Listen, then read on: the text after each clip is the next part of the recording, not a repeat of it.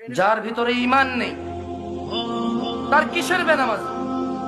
যে ঈমান বোঝে না, যে তাওহীদ বোঝে না, তার ফেব্রুয়ারি কি, বড়দিন কি, জিনা কি, ব্যভিচার কি, মদ কি, সুদ কি, মারামারি কি, হত্যা কি, দুর্নীতি কি, তাকে বুঝে তো লাভ নাই। মনে রাখবেন, 14 ফেব্রুয়ারি থেকে নিষেধ করে লাভ নেই।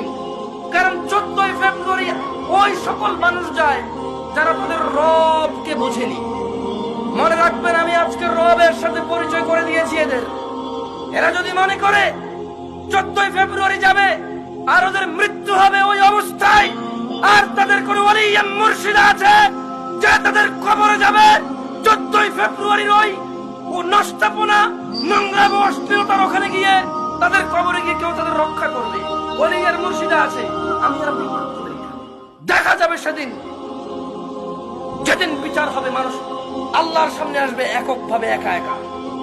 সেই দিন দেখা যাবে ইয়াউমা ইয়াফিরুল মারউ মিন আখিহি, যেদিন মানুষ পলায়ন করবে তার ভাই থেকে, ওয়া উম্মিহি ওয়া আবিহি, তার মা আর তার বাপ থেকে, ওয়া সাহিবাতি ওয়া বানি, তার ছেলে এবং তার সন্তান থেকে।